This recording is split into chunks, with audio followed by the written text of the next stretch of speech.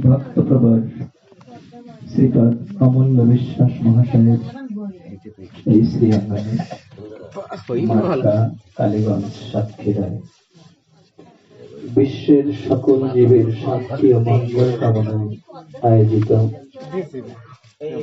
সপ্তাহব্যাপী শ্রীমৎ ভাগবতীয় কথামৃত আস্বাদনে এই মহাযজ্ঞে আজকের এই সপ্তম তথা অন্তিম শুভ ভাগবতীয় সন্ধ্যায়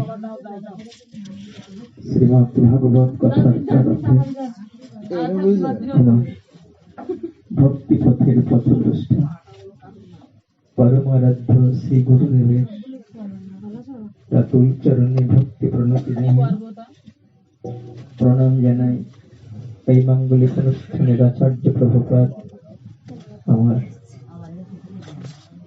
পূজ্যপাদ গুরুভ্রাতা শ্রীপাদ গোবিন্দ দাস গোস্বামী প্রভুর রাতুল চরণ যুগলে আভূমি দণ্ডবত ভক্তি প্রণতি জানিয়ে প্রণাম জানাই আপনারা যারা সাধু সজ্জন অমৃত পিপাসী পরম ভক্তবৃন্দ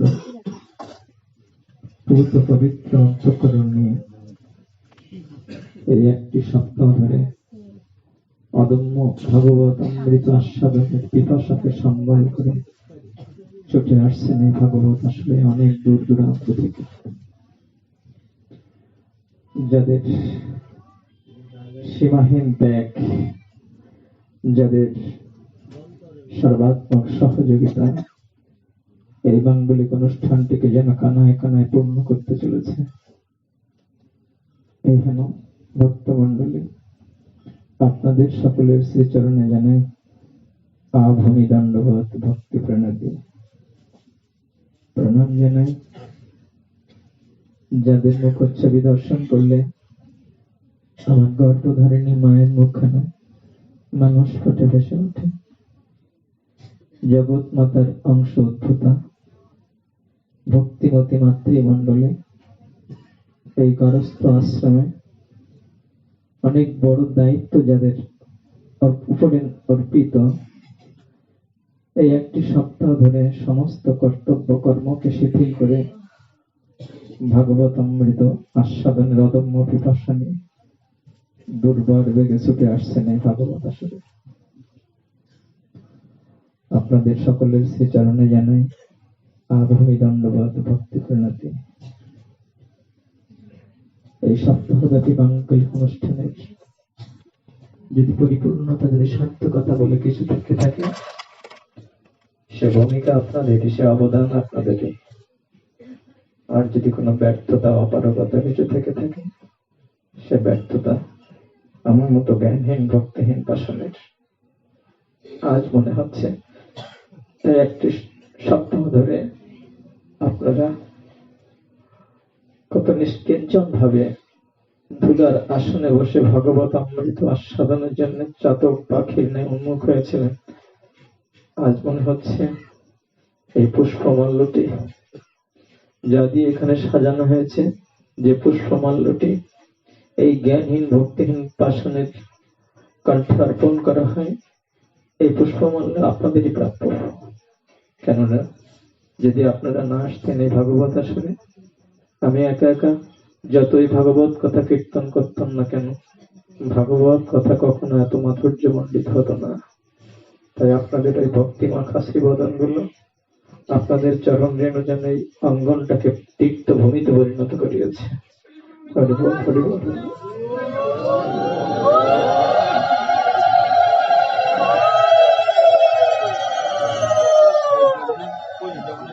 আজকের এই শুভ ভাগবতের সন্ধ্যায় আপনাদের সকলকে সাধুবাদ জানিয়ে এই মহামূর্খ বহু জন্মের সঞ্চিত পাপ রাশিতে যে পাপিষ্ঠের জিহ্বা অবশ্যই আছে কৃষ্ণ কথা, কৃষ্ণ গুণগান কীর্তন করবার যোগ্যতা হারিয়ে ফেলেছে। জানি না এই পাপিষ্ঠের পাপ জিহ্বায় অখিল রসামৃত আনন্দ ঘন শ্রীমূর্তি পরমেশ্বর ভগবান শ্রী গোবিন্দের অমৃতময় গুণকথা কীর্তিত হবে কিনা। তবে আমার মতো বিষয় কীট, যাকে অহরহ বিষয় কুণ্ডের তীব্র দাবানলে দগ্ধীভূত হতে হয়, হয়তোবা ক্ষণিকের জন্য হলেও আপনাদের মতো সাধু সজ্জনের চরণ ধুলিতে অবগাহনের সুযোগ হয়েছে। তাই ভক্তের চরণ সান্নিধ্যে এসে ভক্তের চরণ ধুলিতে এই পাপ অঙ্গটাকে অভিষিক্ত করি। যদি এই অস্পৃশ্য দেহটা ক্ষণিকের জন্য হলেও পবিত্র হতে পারে, তবে হয়তো এই পাপ জিহ্ব অখিল রসামৃত আনন্দ ঘন শ্রীমূর্তি পরমেশ্বর ভগবান শ্রী গোবিন্দের অমৃতময় গুণকথা কিঞ্চিত কীর্তন করবার যোগ্যতা অর্জন করতে পারবে। কৃপা করুন। এই অধম দাসে আস্বাদন করছিলাম ভগবান শ্রী গোবিন্দের কৃষ্ণের যতক লীলা, সর্বোত্তম নরলীলা। আর সেই নরলীলার মধ্যে সর্বোত্তম হচ্ছে তার বাল্যলীলা। সেই বাল্যলীলাই আমরা আস্বাদন করছিলাম। সেই আস্বাদনের ধারাবাহিকতায় আজকের আস্বাদন ভগবান শ্রী গোবিন্দের সেই অসমর্থ মাধুর্যের ব্রজলীলা মাধুরী। হ্যাঁ, মথুরা রাজা কংস তার শত্রু শ্রীহরিকে সংহার করার জন্য এক এক করে কত অসুর প্রেরণ করলেন শকট অসুরকে, যে অসুরটা শকটের উপরে অদৃশ্য হয়ে বসেছিল। ভগবান শ্রী গোবিন্দ যখন হাঁটতে শেখেননি, যখন তিনি শুয়ে থাকতেন শিশু, সেই অবস্থায় হাত পা নাড়াচাড়া করতে করতেই শকট সমেত সেই অসুরটাকে সংহার করেছিলেন, শকট সমেত উল্টে দিয়ে। তারপরে তৃণাবর্ত অসুরকে পাঠালেন। এই অসুর মারণ লীলাগুলো আমরা বিস্তারিত ভাবে আস্বাদনের সুযোগ পাব না, যেহেতু আজকের এই রজনীটি এই অঙ্গনে ভগবত বিশ্রামের অন্তিম রজনী। তাই ক্ষমা চেয়ে নিয়ে আপনাদের কাছে সংক্ষিপ্ত ভাবে যতটুকু সম্ভব হয় সেটুকুই আজকের আস্বাদন। এরপরে তৃণাবর্ত অসুরকে পাঠালেন। তৃণাবর্ত অসুর খুব অহংকার করে বলেছিলেন মহারাজ কংসের কাছে যে, মহারাজ, আমি থাকতে আপনার ভয় কি? ভাগবত বললেন এটি কৃষ্ণ বিদ্বেষীর কথা। আমি থাকতে ভয় কি, এ কথা কখনো কৃষ্ণ ভক্ত বলে না। তৃণাবর্ত অসুর বলেছিলেন, মহারাজ, আপনি ওই পুতনাকে পাঠিয়েছেন, এই শক্ত কাজগুলো কি রমণীদের দিয়ে হয়? আমি পুরুষ, আপনি আমাকে পাঠান। ওই পুতনা রাক্ষসী আপনার শত্রুকে সংহার করবে, ওই নারী জাতির দ্বারা এত শক্ত কাজ কি হয়? তাই তৃণাবর্ত অসুর নিজের শক্তির পরীক্ষা দিয়েছিলেন মহারাজ কংসের কাছে। কি করে শক্তির পরীক্ষা দিলেন? না, প্রচন্ড ঘূর্ণিবার্তা সৃষ্টি করলেন, যে ঘাস পর্যন্ত উড়িয়ে দিলেন। এই তো কিছুদিন আগে বুলবুলি হয়ে গেল না? অনেক বড় বড় বৃক্ষ ভাঙতে পারে, কিন্তু ঘাস উড়ানো সহজ কথা নয়। মাটি থেকে ঘাস উড়িয়ে তার শক্তির পরীক্ষা দিলেন, দেখুন মহারাজ আমার গায়ে কত শক্তি। আর ওদিকে কংস রাজা অনুমতি দিয়েছেন বটে, তৃণাবর্ত অসুর আসছেন যে, মহারাজ, আমি আপনার শত্রুকে আমি নিজে সংহার করব না, আমি তাকে তুলে আনবো বৃন্দাবন থেকে, এনে আপনার কাছে দেবো, আপনি নিজে হাতে মারবেন, পুরস্কারটা আমাকে দেবেন। কংস রাজা অনুমতি দিলেন। এদিকে গোপাল মার কোলে বসে আকাশে উড়ন্ত পাখিকে দেখে বলছে, মা, আকাশে কি যাচ্ছে গো? মা বলছেন, বাবা, ও পাখি। মা, পাখি আকাশে উঠতে পারে, আমি একটু উড়বো মা, আমাকে একটু উড়িয়ে দাও না। মা বলছেন, বাবা, পাখিরা উঠতে পারে, মানুষ তো উঠতে পারে না। গোপাল জেদ করে বলছেন, অভিমান করে বলছেন, মা, পাখির মা যদি পাখিকে উড়াতে পারে, তুমি আমার কেমন মা গো, তুমি কেন আমাকে উড়াতে পারো না? মা মুখে চুমুখে গোপালকে বুকে জড়িয়ে ধরে বলছেন, আমার শিশু গোপাল কিচ্ছু বোঝে না। হ্যাঁ, কিচ্ছু বোঝে না তো? আজ তিনি মায়ের কাছে অবুঝ শিশু হয়ে গিয়েছেন। বিশ্ব ব্রহ্মাণ্ডের অধীশ্বর বিদ্যার দেবী সরস্বতী যার চরণের দাসী, তিনি হয়ে গেলেন আজ অবুঝ শিশু। হ্যাঁ, ঠিক আছে মা, তোমার কাছে আমি অবুঝ শিশু। ছেলে কখনো মার কাছে বড় হয় না। ছেলে যদি কোর্টের ম্যাজিস্ট্রেট হয়, ছেলে যদি বড় অফিসার হয়, মাই পারে তাকে শাসন করে বলতে, বয় এখানে, এইটুকু তোকে খেয়েই তবে উঠতে হবে। এই শাসন করার অধিকার মার আছে। তাকে জগতের লোক ছাড় বলে ডাকুক, কিন্তু মা তো তাকে ছাড় বলে না, বন্ধুরা তো তাকে ছাড় বলে না। বন্ধুরা বলে এই জামা জুতা খোল, কোট বোট খুলে এই খালি গায়ে আমাদের সাথে খেলা করবি, যদি তুই জিতে যাস তো আমরা তোকে ঘাড়ে করে নেব, আর যদি আমরা জিতে যাই তো তুই আমাদের ঘাড়ে করে নিবি। এই আনন্দের খেলাটা খেলবার জন্য বিষ্ণু দ্বারে করে কৃষ্ণ অসুর সংহারে। দুষ্টের দমন আর শিষ্টের পালনের জন্য স্বয়ং ভগবানকে আসতে হয় না। হ্যাঁ, কৃষ্ণ ভগবান নন কি তাহলে? কৃষ্ণস্থ ভগবান স্বয়ং। এতে চাংশ কলপংশ কৃষ্ণস্থ ভগবান স্বয়ং। ইন্দ্রারী ব্যাকুলং লোকং মেরয়ন্তি যুগে যুগে। ভাগবত বললেন কৃষ্ণ হলেন স্বয়ং ভগবান। এছাড়া দুষ্টের দমনকারী, শিষ্টের পালনকারী, অসুর নিধনকারী, ধর্ম সংস্থাপনকারী আর যত অবতার রয়েছেন কেহ কৃষ্ণের অংশ আর কেহ কৃষ্ণের কলা। কলা অর্থ অংশেরও অংশ। তাহলে ভগবান আর স্বয়ং ভগবান। ভগবান অনেক হতে পারে, কিন্তু স্বয়ং ভগবান একম অদ্বিতীয়। ঈশ্বর অনেক হতে পারে, কিন্তু পরমেশ্বর একম অদ্বিতীয়। কৃষ্ণ ঈশ্বর নন। কৃষ্ণকে পরিচয় করে দিলেন সৃষ্টিকর্তা ব্রহ্মাজি ব্রহ্ম সংহিতার মধ্যে। ঈশ্বর পরম কৃষ্ণ সচ্চিদানন্দ বিগ্রহ, অনাদির আদির গোবিন্দ সর্বকারণ কারণ। একমাত্র পরমেশ্বর হলেন কৃষ্ণ। তিনি সৎ, চিন্ময় ও আনন্দময়। সমস্ত কারণের কারণ তিনি, তিনি অনাদির আদি। এই পরিচয়টা কে দিয়ে দিলেন? ঠাকুর দাদা। না, আমার ঠাকুর দাদা নয়, আমাদের সবার ঠাকুর দাদা। আমাদের সনাতন ধর্মে একজন দেবতাকে ঠাকুর দাদা বলে ডাকে না, কি যেন পিতামহ ব্রহ্মাজি। তো পিতামহ মানে তো ঠাকুর দাদা। তিনি পরিচয় করে দিলেন কে আমার কর্তা হবে, তিনি পরিচয় করে দিলেন কে আমার আরাধ্য সত্তা হবে। তাহলে কৃষ্ণ শুধু ঈশ্বর নন, তিনি পরমেশ্বর। কৃষ্ণ শুধু ভগবান নন, তিনি স্বয়ং ভগবান। বেদ তাকে অপানিপাত ব্রহ্ম বলেছে। অপানিপাত মানে যার হাত নেই, পা নেই, তিনি নিরাকার। কিন্তু অদয় জ্ঞান তত্ত্ব শ্রীকৃষ্ণের স্বরূপ, ব্রহ্ময়াত্মা ভগবান তিনি তার রূপ। জ্ঞান যোগ ভক্তি তিন সাধনার বসে, ব্রহ্ময়াত্মা ভগবান ত্রিবিধ প্রকাশে। সাধকের তিনটি সাধন পদ্ধতি অনুযায়ী তিনটি ভাবে তিনি ভক্তের কাছে প্রকাশিত হচ্ছেন। জ্ঞানীর কাছে তিনি নিরাকার নির্গুণ ব্রহ্ম। জ্ঞানী কখনো জ্ঞান দৃষ্টিতে ভগবানের এই স্বরূপ মাধুর্য দেখতে পায় না। জ্ঞানীর কাছে তিনি নিরাকার। আচ্ছা, এখানে সুগন্ধ আসছে, সুগন্ধ নিরাকার, কিন্তু সুগন্ধ কোথা থেকে আসছে অনুসন্ধান করুন তো।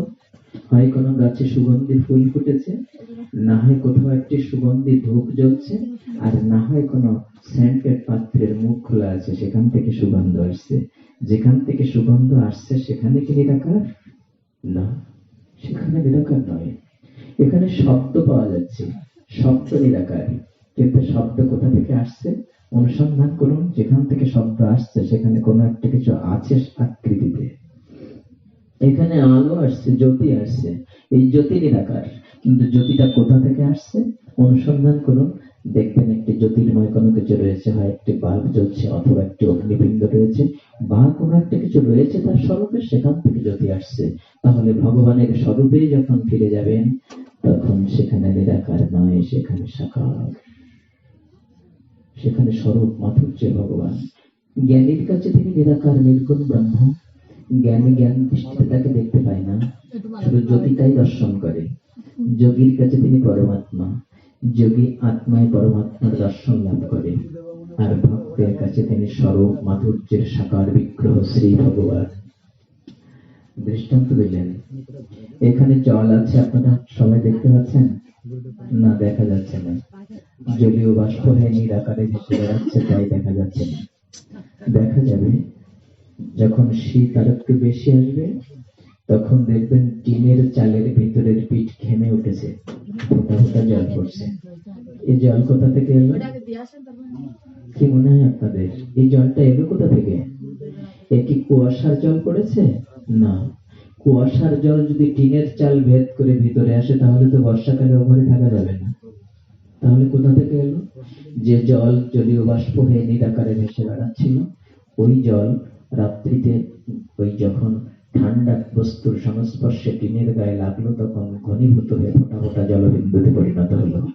ও তখন দেখা দিল, দেখো আমি নিরাকার হয়ে উড়ে যাচ্ছিলাম, এই ঠান্ডা জিনিসটার গায়ে লেগে আমি আর নিরাকার থাকতে পারলাম না, আমি আকার হয়ে গেছি, আমি দেখা দিলাম। তবে নির্দিষ্ট আকার তখনো ধরেনি। ওই জলকে আপনি 0°C নিচে তাপমাত্রা নামিয়ে ডিপ ফ্রিজে রেখে দিন, পরের দিন সকালে উঠে দেখবেন যে পাত্রে রেখেছিলেন সেই পাত্রের আকৃতি ধারণ করেছে। ও যেন আমাকে ডেকে ডেকে বলেছে, দেখো এই শীতলীকরণ যন্ত্রে এক সময় আমি নিরাকার হয়ে জলীয় বাষ্প ছিলাম, এক সময় আমি দর্শনযোগ্য হয়ে জলে পরিণত হলাম, আবার আমি এক সময় আকৃতি ধারণ করে এই দেখো আমি সাকার হয়ে গেছি। ঠিক তেমনি ওই জলীয় বাষ্প হচ্ছে ব্রহ্ম, যা জ্ঞানীর কাছে উপলব্ধি হচ্ছে জ্ঞান দৃষ্টিতে, জল হচ্ছে পরমাত্মার মতো। আর ভক্তের ভগবান কেমন? বলছেন ভক্তের হৃদয়ে একটা শীতলীকরণ যন্ত্র বসানো আছে, যেন ওই শীতলীকরণ যন্ত্রের ঘনীভূত হয়ে জমাটবদ্ধ হয়ে আমি ভগবান নিরাকার থেকে সাকার হয়ে আমার ভক্তের মাধুর্য অনুযায়ী তার কাছে প্রকট হয়ে যাই, দেখা দিই দেখো ভক্ত, এই তো আমি সাকার রূপে তোকে দেখা দিচ্ছি। তাই বললেন শ্রী চৈতন্য চরিতামৃত, জ্ঞান যোগ ভক্তি তিন সাধনার বসে ব্রহ্ময়াত্মা ভগবান ত্রিবিধ প্রকাশে। সেই স্বয়ং ভগবান যিনি বিষ্ণু দ্বারে করে কৃষ্ণ অসুর সংহারে, তিনি অসুর সংহার করার জন্য স্বয়ং রূপে তাকে আসতে হয় না। স্বয়ং রূপে তিনি তখনই আসেন আমা বিনা অন্য নারে ব্রজ প্রেম দিতে। এই ব্রজের প্রেম ভাবটা বিতরণ করবার জন্য আমার নিজেকে যেতে হয়, এটা আমার দ্বারা অন্য কারোর মাধ্যমে হয় না। তাই আমি প্রেম ভাব বিতরণ করার জন্য আসি, ভক্তের সাথে কাঁধে কাঁধ মিলিয়ে খেলবার জন্য, ভক্তকে কাঁধে তুলে নিয়ে নাচানোর জন্য, ভক্তের চরণ ধরিতে গড়াগড়ি দেওয়ার জন্য আমি সেই ধাম থেকে এই ধামে নেমে আসি।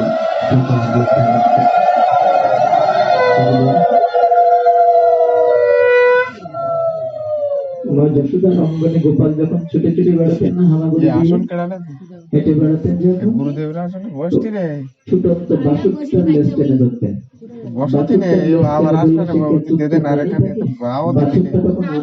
ছুটতে শুরু করে, গোপাল বেগ সামলাতে না পেরে মাটিতে গড়াগড়ি দিয়ে মা মা বলে কেঁদে মা উঠে তাড়াতাড়ি এসে গোপালকে কোলে তুলে নিয়ে ধুলো ঝেড়ে দিয়ে কাদা মুছে দিয়ে বলে, কি গোপাল, এই ব্রজবাসীরা সবাই তোকে কোলে কোলে রাখতে চায়, কিন্তু গোপাল তুই কেন বলিস, কেন বলতে এই কোল থেকে নেমে এভাবে গোমূত্র এইভাবে তোর দেহটা কাদা মাটিতে লিপ্ত করিস?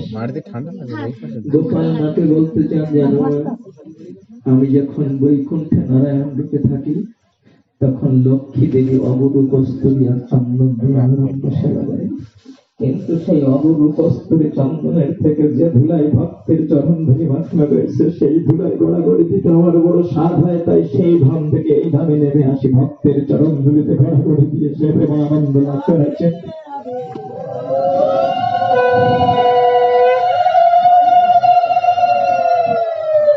এই কাজটা করার জন্য তিনি স্বয়ং রূপে আসেন, স্বয়ং ভগবান কৃষ্ণস্থ ভগবান স্বয়ং কৃষ্ণ হলেন সেই স্বয়ং ভগবান।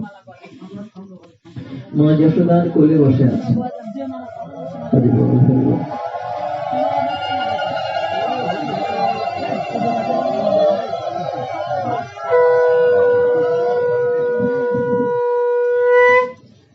মার কাছে সেই প্রেমানন্দের খেলা রস আস্বাদন করছেন, বলছেন, মা তুমি আমার কেমন মানো, পাখির মা পাখিকে উড়াতে পারে, তুমি আমাকে উড়াতে পারো না। মা চুমুখে গোপালকে বুকে জড়িয়ে ধরছেন। কিছুক্ষণ পরে লক্ষ্য করছেন আমার গোপাল ভার হয়ে যাচ্ছে কেন, এত একই আমার ছেলে এত ভার ছিল না তো। দিদি রোহিণীকে ডেকে ডেকে বলছেন, দিদি দেখো দেখো আমার গোপাল না কেমন ভার হয়ে যাচ্ছে। দিদি রোহিণী এসে বলছেন, ছি মা হয়ে কখনো পেটের ছেলেকে কেউ ভার বলে? এরকম অলক্ষণী কথা বলতে নেই রে, তুই কোলে রাখতে না পারিস তো মাটিতে শয়ন করিয়ে দে। তাই মা যশোদা গোপালকে মাটিতে শয়ন করিয়ে দিলেন। ভাগবত বুঝলেন যে গোপাল ইচ্ছে করে এই লীলাটা করলেন মার কোল থেকে নামবার জন্য। কেন না, গোপাল অন্তর্যামী, তিনি জানেন ওই তৃণাবর্ত অসুর আসছে আমাকে উড়িয়ে নিয়ে যাবে। তো আমাকে উড়ানোর ক্ষমতা এই তৃণাবর্ত অসুরকে আমি দেব, তবে আমার মাকে উড়ানোর ক্ষমতা ওকে আমি দেব না। আমার মা যে আমার গুরু বস্তু, এই গুরু বস্তু যেন ওড়াতে না পারে, তাই মার কোল থেকে নেমে গেলেন, মা মাটিতে শয়ন করিয়ে দিলেন। মায়ের মর্যাদা নষ্ট হবে বলে তিনি মায়ের কোলে বসে থাকলেন না, কোলে বসে থাকলে মাকে নিয়ে উড়াবেন, তাই মার মর্যাদা রক্ষার জন্য, গুরু মর্যাদা রক্ষার জন্য ভগবান নেমে গেলেন কোল থেকে। এই ভার হয়ে তৃণাবর্ত অসুর এসে চোখের পলকে প্রচন্ড ঘূর্ণিবার্তা সৃষ্টি করে চারিদিক যেন ধূলি দূষিত অন্ধকার করে দিয়ে ওই মা যশোদার অঙ্গন থেকে শিশুটিকে উড়িয়ে নিয়ে অনেক উপরে উঠেছেন। ব্রজবাসীগণ তখন ত্রাহি ত্রাহি করছেন, মা যশোদা গোপাল গোপাল বলে চিৎকার করছেন। তৃণাবর্ত অসুর অনেক উপরে উঠেছেন, এত উপরে উঠেছেন যে কংস রাজার রাজপ্রাসাদটা দূর থেকে দেখা যাচ্ছে। মনে মনে ভাবছেন ওই তো আমি এসে গেছি, ওই তো দেখা যাচ্ছে কংস রাজার রাজপ্রাসাদ, আর কোনো চিন্তা নেই। এই শিশুটার জন্য কংস রাজার এত চিন্তা, এই তো একে আমি কোলে করে তুলেছি, এখনই আমি নিয়ে যাব কংস রাজার রাজপ্রাসাদে, তার কাছে দেব, পুরস্কারটা আমার হয়ে যাবে। এই বলে তৃণাবর্ত অসুর যেই মাত্র দ্রুত বেগে চলে যাবেন কংস রাজার রাজপ্রাসাদের দিকে, মথুরার দিকে, হঠাৎ করে লক্ষ্য করছেন ওই শিশুটা গলাটা পেঁচিয়ে ধরেছে তার ছোট্ট হাতখানা দিয়ে। কিন্তু পেঁচিয়ে ধরেছে তো এই বাঁধনটা এত শক্ত হয়েছে তৃণাবর্ত অসুরের নিঃশ্বাস নিতে কষ্ট হচ্ছে।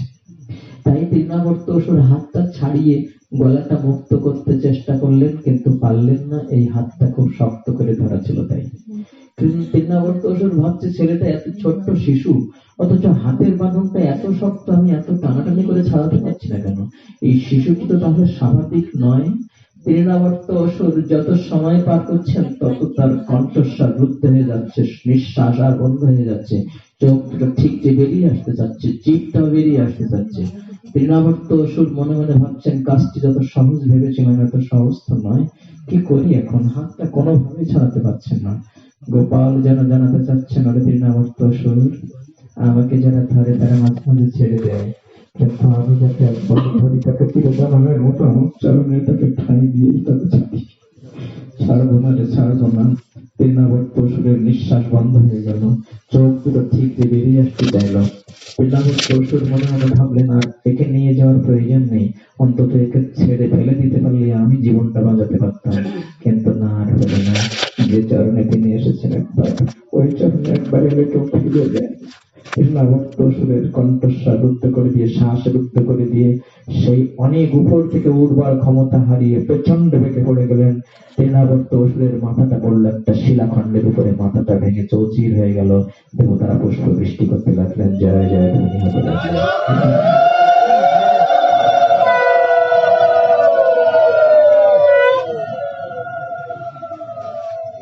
এভাবে অনেকগুলো অসুর পাঠিয়েছিলেন কংস রাজা। পাঠিয়েছিলেন বকাসুরকে, যে এসেছিল বক রূপ ধারণ করে, পাঠিয়েছিলেন অঘাসুরকে, যে এসেছিল অজগর সাপের রূপ ধারণ করে, কিন্তু প্রত্যেকটা অসুরকে ভগবান সংহার করেছিলেন। শেষে আরেকজন অসুর এসে কংস রাজার কাছে বললেন, মহারাজ আপনি আমাকে অনুমতি দিন, আপনার শত্রুকে আমি সংহার করে আনবো। কি করে যাবে? না, আমি যাবো বাছুরের রূপ ধরে। ওই গোয়ালারা কখনো গো হত্যা করে না, তাই আমি নিশ্চয়ই বাছুরের রূপ ধরে গিয়ে আপনার শত্রুকে সংহার করে আসবো, সে আমাকে মারবে না। ওরা তো গোপ জাতি, ওরা কখনো গো হত্যা করে না। তাই বৎসাসুর এসে ভগবান শ্রী গোবিন্দের এই গোচারণ অবস্থায় বাছুর দলের মধ্যে প্রবেশ করেছে, আর মনে মনে লক্ষ্য করছেন যে ওই সেই ছেলেটা, ওই যে শ্যামল বর্ণের ওই ছেলেটা আমার পাশে আসলে, আমার পিছনের পা দুখানার কাছাকাছি একবার গেলেই এক লাফিতে ওর প্রাণ সংহার করে দেবো, নাড়ি ভুড়ি ছিটকে বের করে দেবো। এইভাবে বেশ সংকল্প করে রয়েছেন। আর ভগবান শ্রী গোবিন্দ দেখছেন এই বাছুরটা তো আমার যুথের বাছুর নয়, এই বাছুরটার লক্ষণ তো ভালো নয়, ও আমার দিকে তাকিয়ে রয়েছে, আমাকে কাছে পেতে চাইছে। ঠিক আছে, যে আমাকে যেভাবে পেতে চাই আমি তো তার কাছে সেভাবে এগিয়ে যাই। ওরে বৎসাসুর, আজকে এসেছি বাসুদেব উত্তরে। ঠিক আছে, আমাকে কাছে যেতে যাচ্ছিস? এই তো, আমি এলাম তোর কাছে। ঠিক পিছনের পা দুখানার কাছাকাছি গিয়ে গোপাল দাঁড়িয়েছেন, আর 3 নম্বর তসুর প্রচন্ড বেগে যখন পিছনের পা দুটো দিয়ে লাথি মারতে যাবেন, ভগবান শ্রী গোবিন্দ সাথে সাথে পা দুখানা মুঠো করে ধরে মাথার উপরে তুলে ঘোরাতে লাগলেন। মনে মনে যেন বলতে লাগলেন, ওরে বৎসাসুর, কত জন্ম এই মায়ার চক্রে তোকে পাক খেতে হতো, সেই পাক আমি তোকে দিয়ে দিচ্ছি। এক একটা পাকে তোর এক একটা জন্ম পার হয়ে যাচ্ছে। যতগুলো জন্ম তোকে এই ধরাধামে বারবার আসতে হতো, সেই জন্ম জন্মান্তরের চাকায় পাক খাওয়ার হাত থেকে চির নিষ্কৃতি দিলাম, যা তোকে মুক্ত করে। বলে চিৎকার করে দিলেন।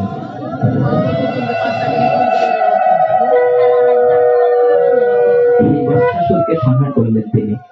বৎসাসুর যখন সংহার হয়ে গেল, তখন রাধারানী অভিমান করে বললেন, তুমি গো হত্যা করেছো, তোমার শরীরে গো হত্যার পাপ প্রবেশ করেছে, আমি তোমাকে স্পর্শ করবো না, তুমি আমাকে স্পর্শ করো না। এইখানে সামনেই যে দুটি জলকুণ্ড তৈরি করা হয়েছে, এই জন্যই এই আস্বাদনটি। এই কুণ্ড দুটো কেন, কি জন্যে? রাধারানী বললেন যে তোমার শরীরে পাপ প্রবেশ করেছে, গো হত্যার পাপ, তুমি আমাকে ছুঁয়ো না। ভগবান শ্রী গোবিন্দ বললেন, রাধে, তাহলে কোন কাজটি করলে আমার পাপের প্রায়শ্চিত্ত হবে? বললেন, তোমাকে সর্বতীর্থ জলে স্নান করতে হবে। ভগবান শ্রী গোবিন্দ তার বংশীটা দিয়ে সেখানে মাটিতে একটু আঘাত করলেন, তার সমস্ত তীর্থকে তিনি স্মরণ করলেন, হে সকল তীর্থবৃন্দ এখানে এসো। সমস্ত তীর্থের জল সেখানে একত্রিত হয়ে উঠতে লাগলো, সেই জায়গাটা একটি কুণ্ডে পরিণত হলো, যে কুণ্ডটি হচ্ছে শ্যাম কুণ্ড। রাধারানী ভগবান শ্রী গোবিন্দ সেখানে স্নান করে পাপ মুক্ত হলেন, শুদ্ধ হলেন, রাধারানীর দাবি রক্ষা করে। যদিও তার শরীরে পাপে স্পর্শ করার কোনো প্রশ্নই ওঠে না, কিন্তু রাধারানীর শর্ত অনুযায়ী তিনি সেটি করলেন। এবার রাধারানী বললেন, তোমার ওই পাপ ধোয়া জলে আমি স্নান করবো না। আমি কি করবো না, প্রয়োজন হলে আমি একটা আলাদা কুণ্ড তৈরি করে নেব। রাধারানী তার কঙ্কন দিয়ে পাশে আঘাত করলেন, সমস্ত তীর্থ জলকে আহ্বান করলেন, কিন্তু সমস্ত তীর্থ জল সেখানে এলো বটে, তবে দুই কুণ্ডের মধ্যে একটি সুড়ঙ্গ তৈরি হয়ে গেল। পাশে তৈরি হলো রাধা কুণ্ড। রাধা কুণ্ড, শ্যাম কুণ্ড, গিরি গোবর্ধন, কালিন্দী যমুনা জয় জয় মহাবন। সেই রাধাকুণ্ড, শ্যামকুণ্ড, যারা ব্রজধাম পরিক্রমায় যান, তারা সেই পবিত্র কুণ্ড দুটি দর্শন করেন, কুণ্ডের জলে অবগাহন করেন। এবারে আমরা আর অন্যদিকে না গিয়ে সময়ের দিকে লক্ষ্য রেখে ভগবান শ্রী গোবিন্দের সেই বাল্য লীলার অন্তর্ভুক্ত দাম্বন্য লীলা সাধনে ফিরে আসিতে যাচ্ছি। একদা বাৎসল্য প্রেমবতী মা যশোদা তার আদরের গোপালকে নিজে হাতে নব নিমন্ত্রণ করে খাওয়াবেন বলে দোলনায় দোলা দিতে দিতে ঘুম পাড়াচ্ছেন। আর গৃহদেবতা নারায়ণকে ডেকে বলছেন, নারায়ণ, আমার আমার গোপালকে আজ তুমি বেশিক্ষণ একটু ঘুম পাড়িয়ে রেখো। এই বলে মা নবনিমন্ত্রণ করতে বসেছেন। নবনিমন্ত্রণ করতে বসেছেন, কিন্তু মার মুখটা থেমে ছিল না। মা গুনগুন করে গান গাচ্ছিলেন। আপনারা যখন গৃহকর্ম করেন তখন গান গান না, অনেক কথা বলেন না, জানি না কি গান আপনারা গান, তবে আমার মা যখন কোনো গৃহকর্ম করেন তখন অনেক কথা বলে। বলবো, শুনবেন কি কথা বলে? আমি যখন ছোট ছিলাম তখন মা আমাকে কত গান শোনাতেন, যখন কাঁদতাম না তখন কত গান শোনাতেন। আয় আয় পাখি আয়, ঘুম পাড়ানো মাসি পিসি আয়, ইত্যাদি কতগুলি গান শোনাতেন।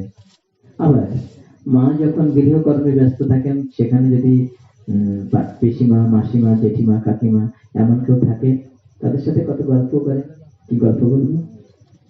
দিদিরে, ছেলে বিয়ে দিয়েছিস, বৌমা কেমন হয়েছে, কত ভরি সুন্দর গয়না দিয়েছে, মেয়ে বিয়ে দিয়েছিস, জামাই কেমন হয়েছে, জামাই বাবা কত টাকা বেতনের চাকরি করে, ইত্যাদি ইত্যাদি কত কথা। কিন্তু বৃন্দাবনে ব্রজবাসীর মায়েরা যখন গৃহকর্ম করতেন তখন তাদের কথাগুলো এমন ছিল না। কি ছিল? দোহনে অবহাননে মতন প্রলেপ প্রেম সংসনার ভরুদি তৎসন মার্জনা দৌ গায়ন্তি চৈন মন রক্ত ধিয় অশ্রুকণ্ঠ ধন্য ব্রজ স্ত্রিয়ুক্রম চিন্তায়না। ভাগবত বললেন, সেই ব্রজের রমণীগণ ধন্য, যারা গৃহকর্ম করতে করতে কৃষ্ণ বলে কাঁদে। তারা তারা গান গায়, কি গান গায়? গায়ন্তে চৈন মনোরক্ত দিয়ে অশ্রু কণ্ঠ।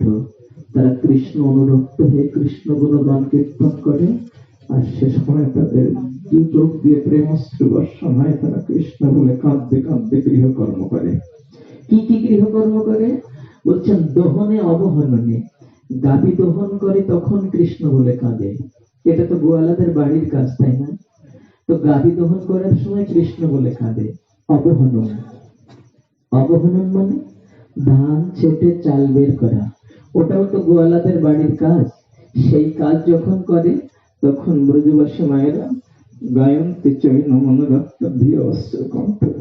ওরা মনে মনে ধ্যান করে কৃষ্ণকে, আর কৃষ্ণ বলে গুণগান কীর্তন করতে করতে ওদের দু চোখ দিয়ে অশ্রু গড়িয়ে পড়ে। তারপরে উপলেপন, গৃহ মন্দির মার্জন, ঘর দোর মার্জন করছে। তারপরে দেহটা সাজাচ্ছে গোছাচ্ছে, তখনও মুখে কৃষ্ণ গুণগান। তো দেহটা সাজানো কেন? না কৃষ্ণ সুখ লাগি অঙ্গের মার্জন ভূষণ। আমার যে সাজসজ্জা দেখলে কৃষ্ণ সুখ পাবেন, সেই সাজে তারা সজ্জিত হচ্ছেন। আর রুদিতক্ষণা মার্জনাদ, ক্রন্দনরত শিশুকে সান্ত্বনা দিচ্ছে। শিশুটা যখন কাঁদে তখন আমার মা পাখি আয় পাখি আয় বলতেন, ঘুম পাড়ানো মাসি পিসি আয় বলতেন, আর ব্রজের মায়েরা বলতেন খানায় আয় কৃষ্ণ আয় বলে কাঁদতে কাঁদতে দু চোখের জল ফেলে কৃষ্ণ চরণ ধ্যান করতেন, আর তাদের মুখে কৃষ্ণ গুণগান কীর্তন হতো। ভাগবত বললেন ধন্য ব্রজের স্ত্রী অনুক্রম চিন্তায় না, সেই ব্রজের রমণীগণ ধন্য যারা গৃহকর্ম করতে করতে কৃষ্ণ বলে কাঁদে। ওই যোগীকে ধন্য বললেন না, ঋষিকে ধন্য বললেন না, মুনিকে ধন্য বললেন না, ধন্য বললেন ওই নারী কুলে যাদের জন্ম হয়েছে তাদের ধন্য বলছেন কেন? না ওরা কৃষ্ণ গুণগান কীর্তন করে আর কাঁদে গৃহকর্ম করতে করতে। এই জন্যই তো পদকর্তা বললেন হাতে করো গৃহকর্ম মুখে বলো হরি, অনায়াসে দিতে পারে ভব নদী পারি, পার হয়ে যাবে গো, অনায়াসে ভব নদী পার হয়ে যাবে গো। পদকর্তা বললেন অনায়াসে ভব নদী পার হয়ে যাবে। যদিও কৃষ্ণ ভক্ত ভব নদী পার হয়ে চির মুক্তি পেতে চায় না, বারবার কৃষ্ণ বলে কাঁদবার জন্ম চায়। যে দেহ পেলে, যে জন্ম পেলে কৃষ্ণ বলে বারবার কাঁদতে পারে, প্রভু তোমার চরণ সেবা করতে পারে, সেই কুলে পাঠাও। এইভাবে ব্রজবাসী মায়েরা এভাবে কৃষ্ণ গুণগান কীর্তন করেন আর গৃহকর্ম করেন। আপনাকে হাত পা বন্ধ করে চুপচাপ বসে থেকে তো সবকিছু ত্যাগ করতে বলেননি। আপনি গৃহকর্ম করুন। তবে ওই ঠাকুর ঘরে বসে বসে বিষয় চিন্তা করার থেকে গৃহকর্ম করতে করতে কৃষ্ণ চিন্তা করা ভালো। আমি যখন ঠাকুর ঘরে প্রবেশ করি তখন আপনাদের এরকম হয় না, হয়তো 10 মিনিটের জন্য একটু গুরু মন্ত্র স্মরণ করতে বসি, তখনও যেন মনের দরজা ভেঙে বিষয় চিন্তা এসে তার মধ্যে ঢুকে পড়ে। আমাকে একটু নিশ্চিন্ত মনে কৃষ্ণ স্মরণ করতে দেয় না, এরকম আপনাদের হয় না হয়তো। কিন্তু ভাগবত বলতে চাইলেন এই ঠাকুর ঘরে মন্দিরে বসে বিষয় চিন্তা করার থেকে তুমি বিষয় কর্ম করতে করতে কৃষ্ণ চিন্তা করো, কৃষ্ণ বলে কাঁদো, তাহলে তোমার এই কর্মটাই কৃষ্ণের কর্মে পরিণত হবে। মা যশোদা নবনিমন্ত্রণ করছেন আর এভাবে গোপালের গুণগান কীর্তন করছেন। যখন কীর্তন করছেন তখন গোপাল ঘুম থেকে আড়ামোড়া দিয়ে উঠে চোখ মুছতে মুছতে মার পাশে গিয়ে দাঁড়িয়েছে। মা, ও মা, মা গো। মা মুখে দেখে তাকে বলছে না রে, আরে গোপাল উঠে গেছিস? আমি কত করে নারায়ণ ঠাকুরকে ডেকে বললাম আমার গোপালকে ঘুম পাড়িয়ে রেখো। তাহলে মার মনে বিশ্বাস আছে যে নারায়ণ ঠাকুর ঘুম পাড়িয়ে রাখলে আমার গোপাল ঘুমায়, আর নারায়ণ জাগিয়ে দিলে আমার গোপাল জাগে। বললেন আমি এত না করে বললাম যে আমার গোপালকে ঘুম পাড়িয়ে রেখো, ঠিক করে আসতে আগে ভাগে উঠলে গোপাল যেন বলতে চাইছেন মা গো, এত ডাকাডাকি করলে কি ঘুমানো যায়? সে কি কথা, আমি তোকে ডেকেছি, কই আমি তো তোকে ডাকিনি রে। মামা, মা গো তুমি ডাকোনি মা? তুমি হাত দুটো দিয়ে কার জন্য কাজ করছো বলো তো? আমার জন্য কাজ করছো না, আমাকে নবনী খাওয়াবে বলে? বাবা, তোমার মুখে তুমি কার গুণগান কীর্তন করছো বলো? তুমি আমার গুণগান কীর্তন করনি। বাবা, তোমার মনের আসনে তুমি কার ধ্যান করছো বলো? মা মনে মনে ভাবছিলেন, যদি আমার গোপাল জেগে থাকতো, কখন হামাগুড়ি দিয়ে সে আঁচলটা টেনে ধরে বলতাম, মা ক্ষুধাতে খেতে দাও। গোপাল জানতে চাইছেন, মা দেহটা দিয়ে আমার জন্য নবনী মন্থন করছো দুখানা হাতে, মুখে তুমি আমার গুণগান কীর্তন করছো, আর মনে আমারকে বসিয়ে রেখেছো, আমার চিন্তা করছো। তাহলে কায় মন আর বাক্য তুমি যে আমাকে ডাকলে মা, কায় মনো বাক্যে জগতের কোন ভক্ত যদি গৃহকর্ম করতে করতে এমন ভাবে তোমার গোপালকে ডাকতে পারে, সেদিন তোমার গোপাল ঘুমাতে পারে না। আর যেমন ভাবে তোমার পাশে সে দাঁড়াবার, ওইভাবে ওই ভক্তের পাশে গিয়ে আমি কাঙালের মতো করে দাঁড়িয়ে ভক্তের ভালোবাসা আস্বাদন করি।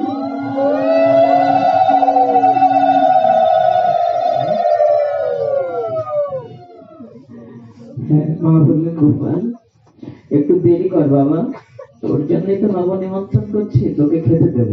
গোপাল বললেন, হবে না মা, তুমি জানো না মা, আমার না খুব ক্ষুধা পেয়েছে। গোপালের কি ক্ষুধা লাগে নাকি? ভগবানের যদি ক্ষুধা লাগে তাহলে জীবকুলের আহার যোগাবে কে? না, তিনি যে আপ্তকাম, বেদটাকে আপ্তকাম বলেছে, তার ক্ষুধা নেই, তৃষ্ণা নেই, লোভ নেই, লালসা নেই।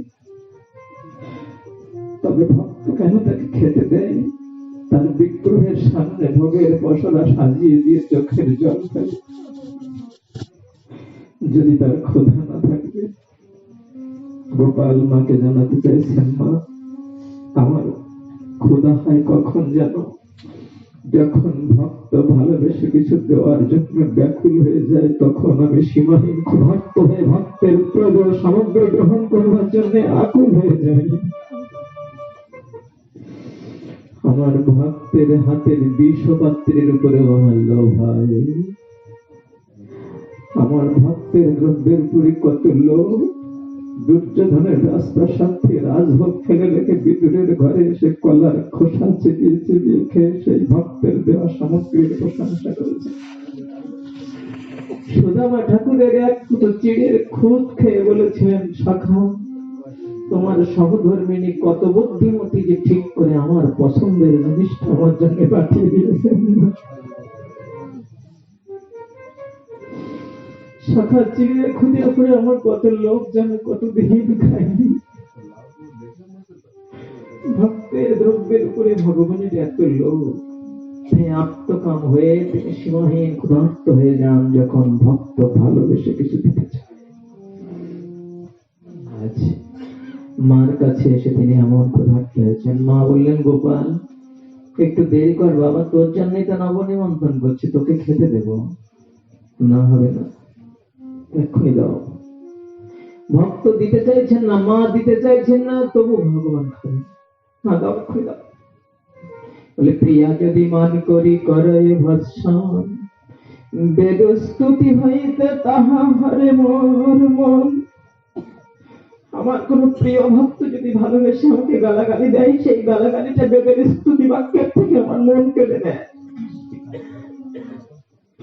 সেই ভালোবাসার সম্বন্ধটা স্থাপন করলেই আমি সে ভক্তের কাছে এমন বশীভূত হয়ে যাই, ওরে আমাকে ভালো না বেশে শুধু স্তুতি করার থেকে ভালোবেসে আমাকে গালাগালি দিয়ে আমি মেনে নেব তোদের গালাগালি।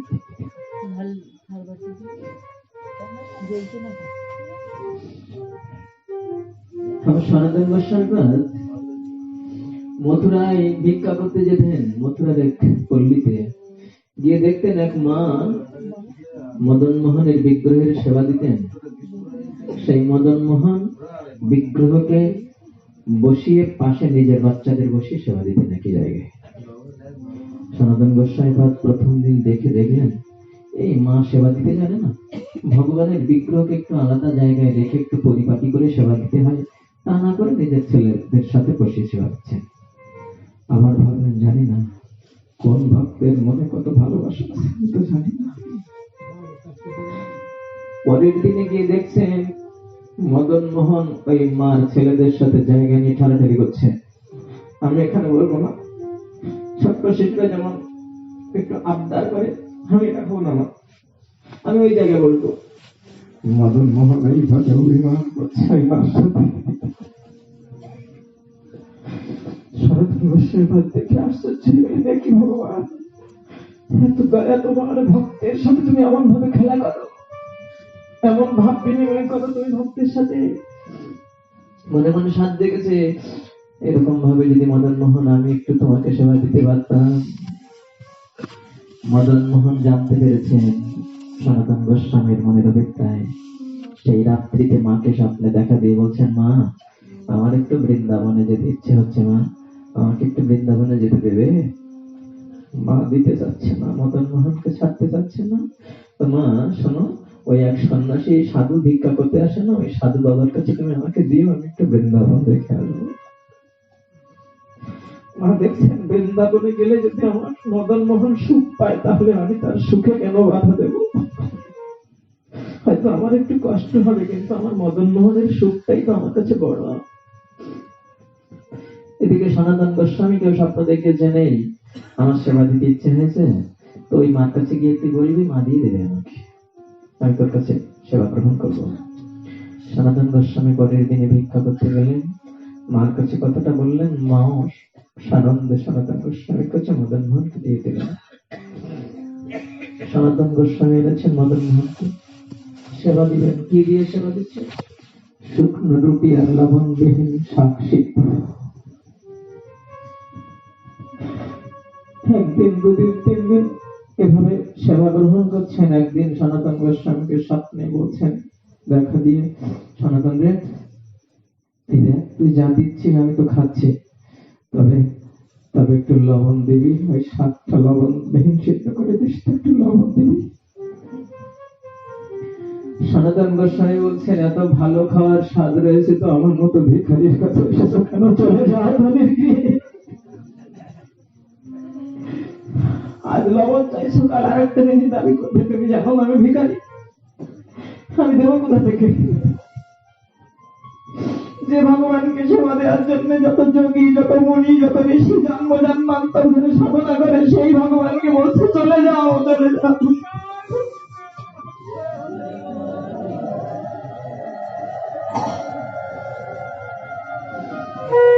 ভক্ত ভক্তির জোরে ভগবানকে বলছেন চলে যাও। আজ একটু লবণ চাইছো, কাল আর একটা দাবি করবে, আমি দেবো কোথা থেকে? আমি ভিখারি। না, ভগবানকে আটকে রেখে ভক্ত সুখ পেতে চায় না, সুখ চায় ভগবান সে সেবা আমি করলে কোন বস্তু পেলে আমার প্রভু সুখ পাবে, সেটাই আমার শান্তি। তাই সেই মনের জোরে, এটি রাগে নয় অনুরাগে বলছেন চলে যাও। মদন মোহন বলছে, সনাতন যাবো না রে, যাবো না, তুই যা দিচ্ছিস তাই খাবো, তবে তোর কাছ থেকে যাবো না। তবে শোন, আমি যদি জোগাড় করে খাই তুই রাগ করবি না তো?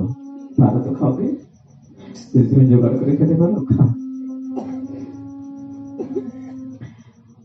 নদী দিয়ে যাচ্ছিল বণিকের জাহাজ, জাহাজ আটকে গেল সনাতন গোস্বামী ভজন কুটিরের পাশাপাশি। বণিক বড় চিন্তায় পড়েছেন, জাহাজ কি করে ছাড়াবে, চরে বেঁধে গেল। স্বপ্ন দেখাচ্ছেন, ওই সাধু বাবার কাছে যা, সাধু বাবা ছাড়িয়ে দেবে। বণিক এসে পড়েছেন সনাতন গোস্বামীর চরণে, সাধু বাবা আমার জাহাজটা আটকে গেছে, সাধু বাবা আপনি কৃপা করুন, আমার জাহাজটা ছাড়িয়ে দিন। সনাতন গোস্বামী বলেন, আমি তো কিছু জানি না, যদি পারে তো এই মদন মোহন পারবে, যা মদন মোহনের কাছে গিয়ে বলবে। মদন মোহনের কাছে গিয়ে বললেন, মদন মোহন জাহাজটা যদি ছাড়িয়ে যায়, এই দ্রব্য সামগ্রী যা কিছু আছে বিক্রয় লব্ধ সমস্ত অর্থ তোমার সেবার কাজে লাগাবো আর মন্দির করে দেব। সেই জাহাজ ছাড়িয়ে গেল, তিনি সুন্দর মন্দির তৈরি করিয়ে দিলেন এবং সেবার দায়িত্ব ওই সওদাগর গ্রহণ করলেন। সেই মন্দিরটা আজ যারা বৃন্দাবন পরিক্রমায় যান, যার চূড়াটা ভেঙে দিয়েছিলেন নবাবের শাসনামলে, সেই মন্দিরটা আজ রয়েছে, সেই মদন মোহনের মন্দিরটা। পদ্মাপিও সেই লীলা করে গড়ায়, কোন কোন ভাগ্যবানে দেখিবার। আমার মতো এরকম যুক্তি তর্কের চোখে দেখা যায় না, ওটা ভক্তির চোখেই দেখা যায়। আর আমি দেখিনি বলে কেউ যে দেখেনি এমন কথাটি বলা ঠিক নয়। আজও সেই খেলা করছেন তিনি। মার কাছে গিয়ে ধরেছেন, মা খেতে দাও এক্ষুনি, মা দিতে চাচ্ছেন না বলে মন্থনের দণ্ডটা চেপে ধরেছেন। মা বলছেন একটু দেরি কর বাবা, তোকে দেবো তো, এই নবনী মন্থন করে নেই। অনেক দায় দাসী আছে, কিন্তু মা তাদের ভরসা করছেন না। আমার গোপালের বুঝি পেট ভরে না, তাই ও চুরি করে খেতে যায়, দেখি নিজে হাতে নবনী মন্থন করে খাইয়ে দেখি তো।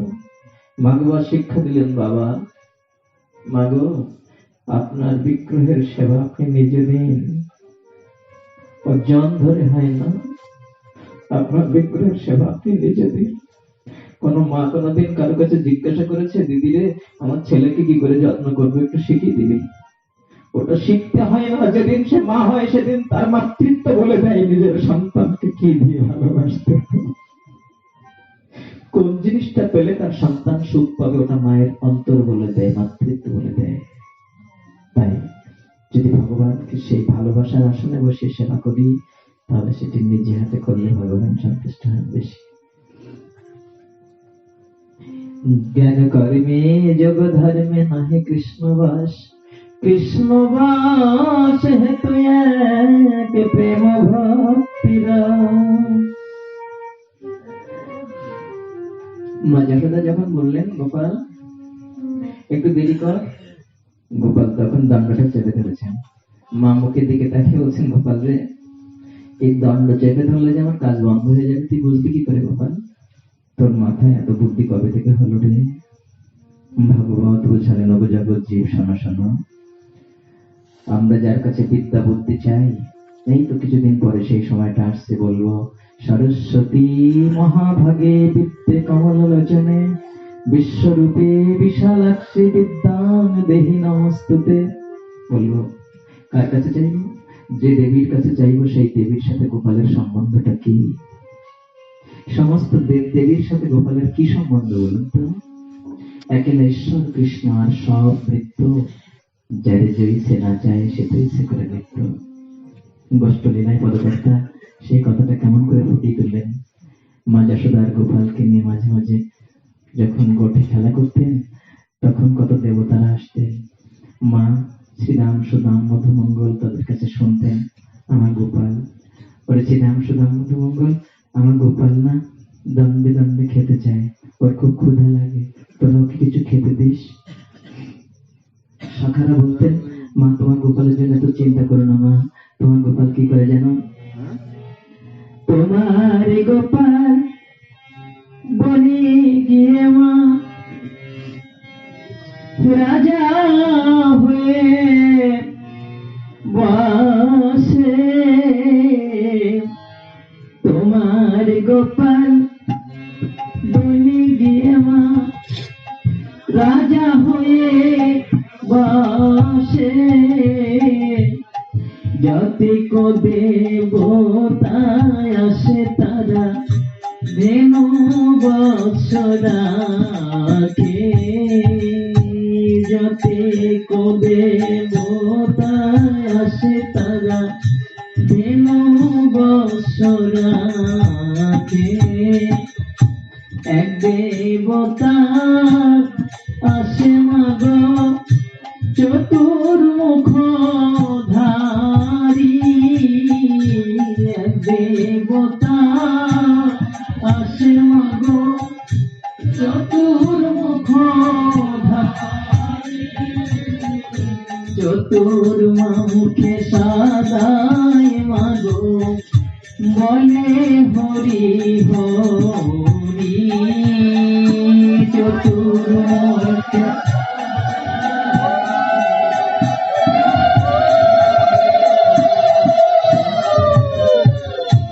এক দেবতা আসে মাগো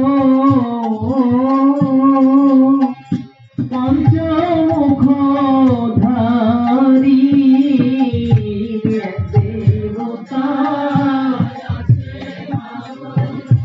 পঞ্চমুখ, পঞ্চমুখে হরে কৃষ্ণ নাম গান ত্রিপুরারি, পঞ্চমুখে হরে গান ত্রিপুরারি। এক দেবতা আসে মাগো মহিষ বাহনে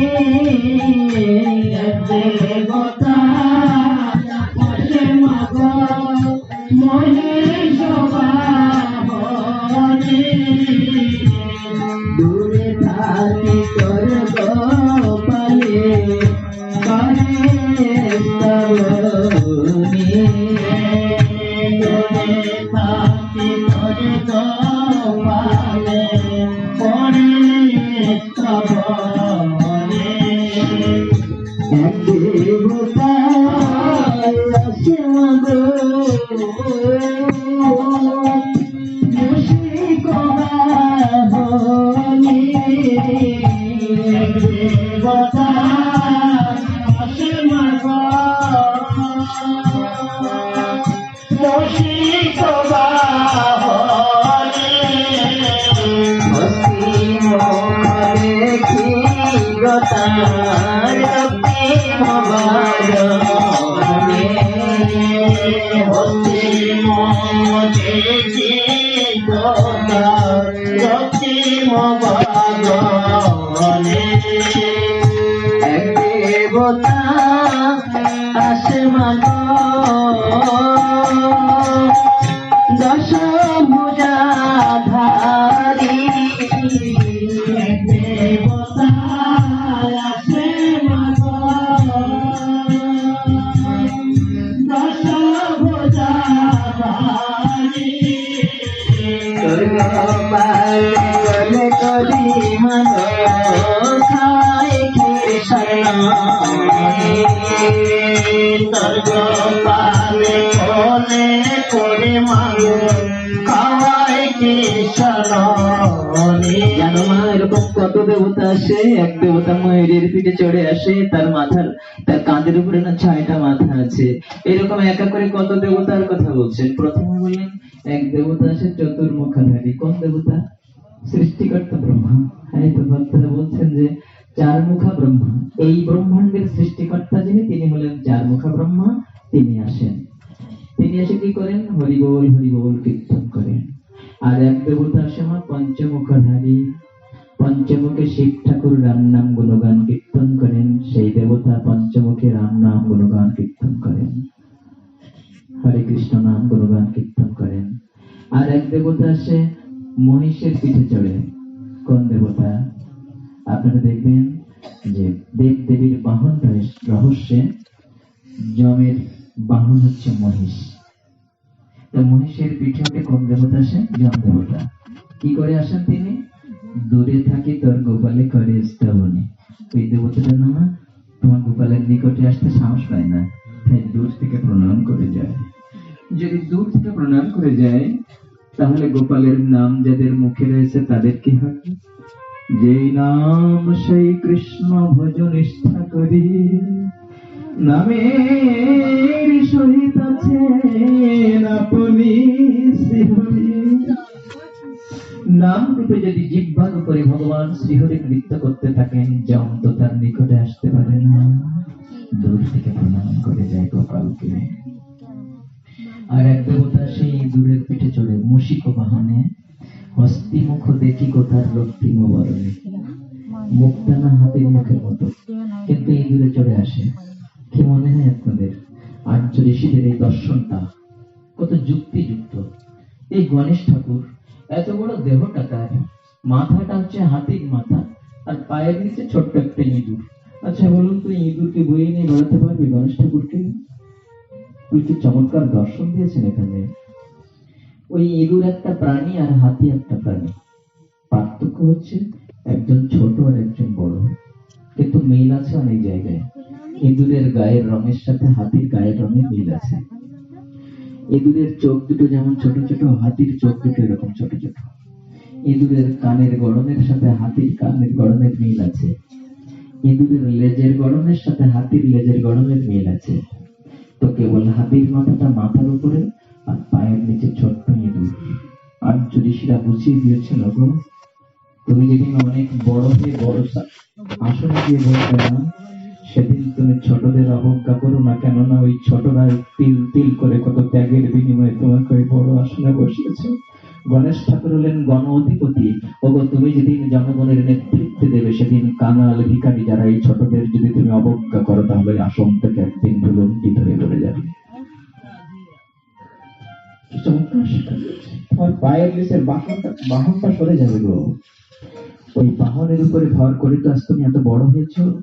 ওই ছোট ছোট যারা খাঙালি ভিখারি কুলি মজুর যারা দিনহীন কাঙাল যারা, তারা তোমাকে অত বড় আসনে বসিয়েছে, তাদের যেদিন অবজ্ঞা করবে সেদিন তোমার বাহন সরে যাবে, তুমি পড়ে যাবে ওই আসন থেকে একদিন।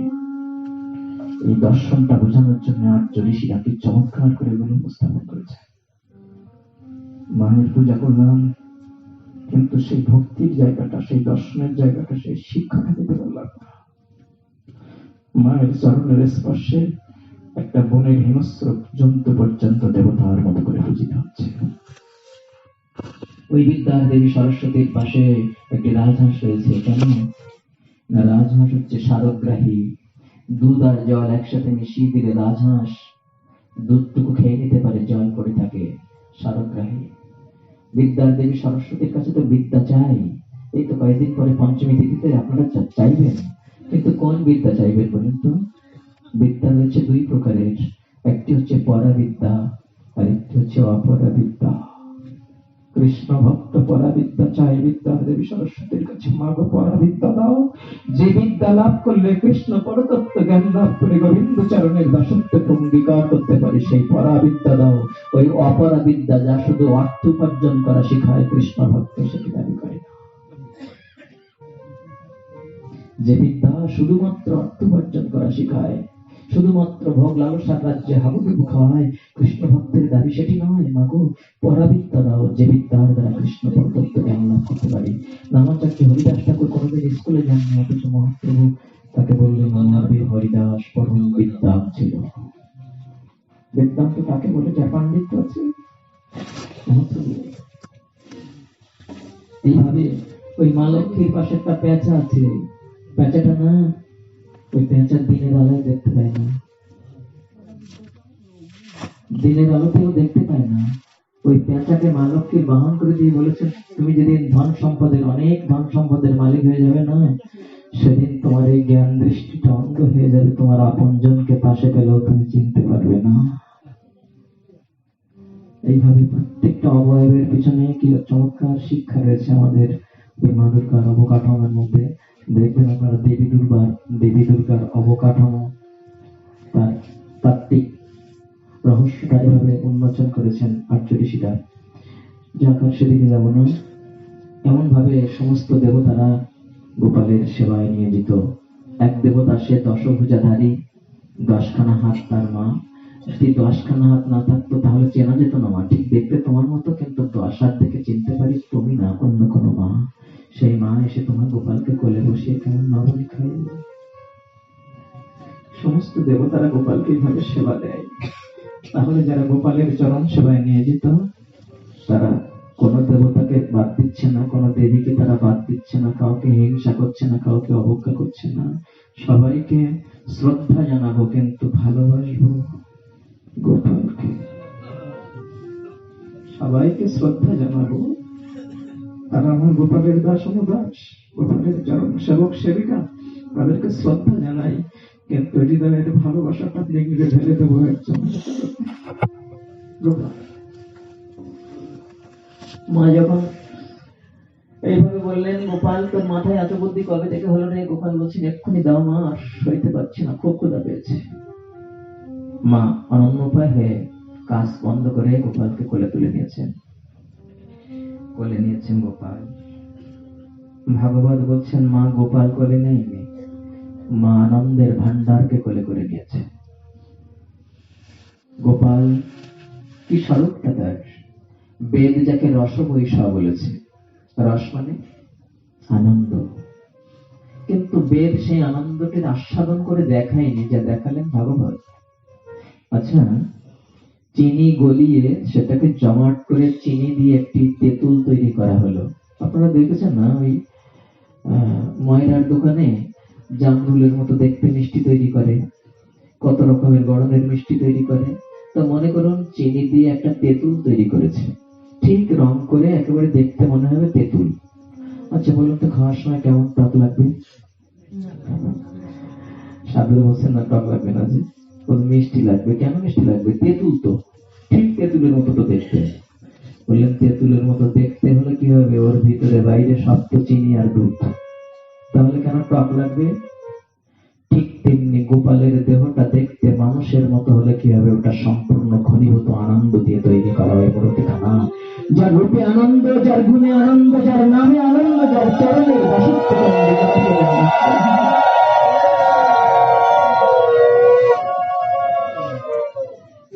এমন সমস্ত আনন্দকে ঘনীভূত করে যদি একটি মূর্তি তৈরি করা যায়, সেই মূর্তিটা হলেন পরমানন্দ স্বরূপ আমার গোপাল।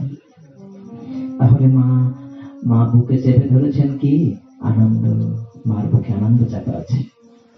কি হয়েছে তাহলে? ওখানে ওখানে একটা যোগ তৈরি হয়েছে। কিসের সাথে যোগ?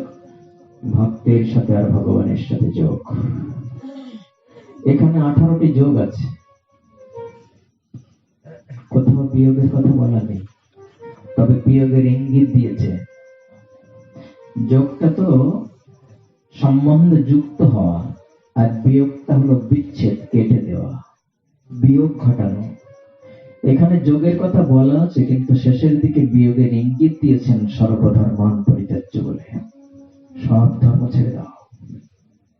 দিয়ে কি করবে?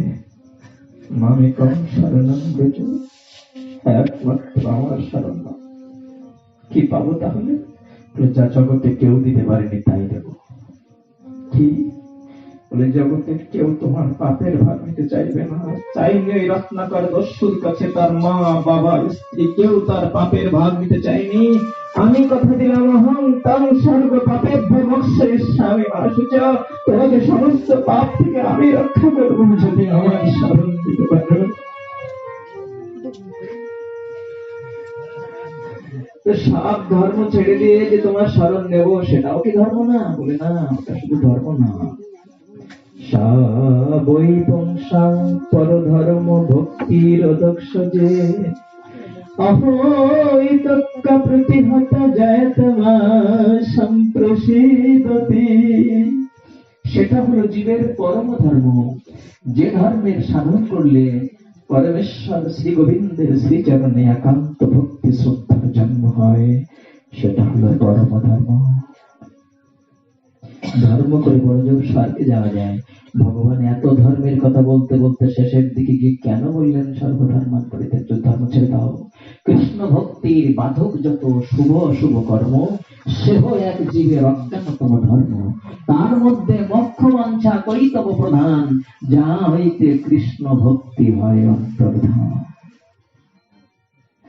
মুক্তি কামনা, ও মুক্তি পেলে নরকে গেলেও তবু নরক থেকে ফিরে একবার কৃষ্ণ বলে কাঁদবার সুযোগ পাওয়া যায়, কিন্তু মুক্তি পেলে আর কৃষ্ণ বলে কাঁদবার সুযোগ পাওয়া যায় না। তাই বললেন তার মধ্যে মোক্ষ বাঞ্ছা করিতব প্রধান, যাহা হইতে কৃষ্ণ ভক্তি হয় অন্তর্ধান। কথাটি বললেন প্রেম শাস্ত্র শ্রী শ্রী চৈতন্য চৈতন্য। আসুন সেই জায়গাটিতে যেতে চেষ্টা, এক জন্মে হবে না, জন্ম জন্মান্তরের সাধন প্রচেষ্টা।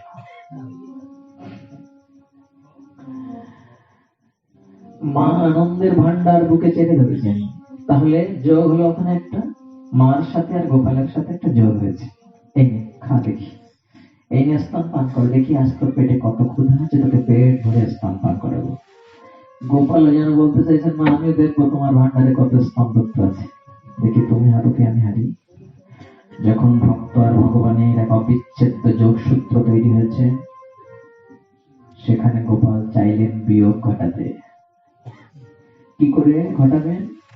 তার ইচ্ছা শক্তি মার চোখ দুটো নিয়ে গেল উন্নয়নে চাপানো দুধের হাঁড়ির দিকে। মা দেখছেন দুধ উঠলে পড়ে যাচ্ছে। হায় রে, কি করি এখন? ওটা যে আমার গোপালের সেবার বস্তু, আমার গোপালকে কি করে নামাবো এখন? বলে না, এখন যোগে মা ধরে রেখেছেন আনন্দের ভান্ডার বুকে আছে চাপা, এই আনন্দের ভান্ডার ছেড়ে কেউ নামাতে পারে না গোপালকে। কিন্তু মা দেখলেন না, যদি গোপালকে নিয়ে আমি আনন্দে আস্বাদন করি, তাহলে আমার গোপাল কষ্ট পাবে, ওর সেবার বস্তু নষ্ট হয়ে যাবে। তাই আমার কষ্ট হয় হোক, আমার গোপালের সেবার বস্তু রক্ষা করে আসি। এই বলে যোগ থেকে বিয়োগ ঘটিয়ে গোপালকে নামিয়ে দিয়ে মা চলে গেলেন দুধের হাঁড়ি রক্ষা করতে। আর যখন দুধের হাঁড়ি রক্ষা করতে গেলেন, তখন গোপাল একটু ক্রোধের ভঙ্গিতে মন্থনের দণ্ডটা তুলে নিয়ে দু এক পা করে হেঁটে হেঁটে ঘরের মধ্যে গেলেন। অভিমান করে যেন বলতে চাইলেন, মা আজ আমার থেকে তোমার দুধের হাঁড়ি বড় হয়ে গেল। মা গো, একটা কুল রক্ষা করতে গেলে আর একটা কুল ভাঙতে দিতে হয়। এই যে আপনারা এই কুলটা রক্ষা করতে গিয়ে একটা সপ্তাহ ধরে আপনার গৃহ সংসার জীবনের কুলটা ভাঙতে ভাঙতে এসেছেন। যদি এই সময়টা গৃহে থাকতেন, এই সময় কত বাবার কত মার সন্তানদের পরীক্ষা চলছে, যদি বাড়িতে থাকতেন, পরিবার পরিজন স্ত্রী স্বামী সংসার সবার প্রতি করণীয় কর্তব্যটা ঠিক ঠিক ভাবে পালন করতে পারতেন, সারাদিনের কর্মক্লান্ত দেহ নিয়ে একটু বিশ্রাম করতে পারতেন। কিন্তু সে সব থেকে বঞ্চিত হয়ে বিকাল হতে না হতে এই মনটা তোলপাড় করে কখন যাবো ভগবত আসলে যাই না, না হয় এসে একটু বকুনি শুনবো, হকে যাক, যাই শুনে আসি ভগবত কথা। সেই বকুনি ঝালনি, যত অপবাদ নিন্দা, যত লাঞ্ছনা গঞ্জনা সব মেনে নেওয়ার মতো দৃঢ় সংকল্প নিয়ে ছুটে এসেছেন ভগবত আসলে। ওই একটা কুল আপনার ভেঙে যাচ্ছে, কেন ভাঙছেন বলুন? ভাগবত শিখিয়ে দিয়েছ গো। যেদিন তুমি বলতে পারবে গোবিন্দ আমি পিতার নই, মাতার নই, স্বামীর নই, স্ত্রীর নই, দেশের নই, দশের নই, গোবিন্দ আমি তোমার, সেদিন আসবে প্রতিনিয়ত ভাগবত শুনে। যেখানে কৃষ্ণ কথা গুণগান কীর্তন হয় সেখানে যাবে ভাগবত কথা শুনতে।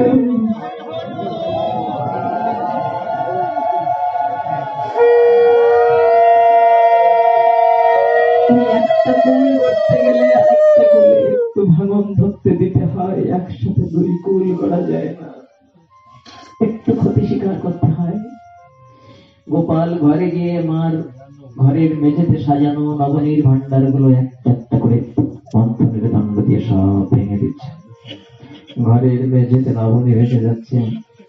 এবার উপরে তাকিয়ে দেখছেন আমার মা শিকায় টানিয়ে রেখেছে ওই ভান্ডার গুলো, আমি যাতে একটু করে না ফেলি সেই জন্য। কিন্তু আজ আমার মা নারায়ণ ঠাকুরকে আমি নিজে হাতে খাওয়াবো বলে কি করলেন, হাত দিয়ে ধরতে পারছেন না ছোট্ট গোপাল। যেদিন বলি রাজার কাছ থেকে ভিক্ষা নিয়েছিলেন সেদিন একখানা পা সপ্ত স্বর্গ ভেদ করে ব্রহ্মলোকে পাঠিয়ে দিয়েছিলেন, আর আজ তিনি ওই ভান্ডারটা করতে পারছেন। মার ভালোবাসা তাকে এত ছোট করে রেখেছে, তাই মন্থনের দণ্ড দিয়ে পাত্রের নিচে ছিদ্র করে দিয়ে হা করে দাঁড়িয়েছেন। এই নাও আমার মার নারায়ণ ঠাকুর, এসো এসো খেয়ে যাও, আমি হা করে তুমি খেয়ে যাও, তাড়াতাড়ি এসো। কেমন কথা বলুন তো, হা করবে একজন, মুখে পড়বে একজনের, আর খাবে আর একজন। হ্যাঁ তাই নারায়ণকে খেতে বলছেন কেন?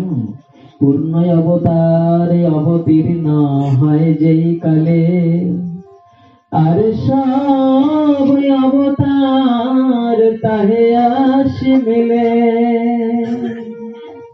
স্বয়ং ভগবান যখন আসেন তখন রাম নারায়ণ আদি যত অবতার রয়েছে সবাই তার মধ্যে লীন হয়ে থাকেন।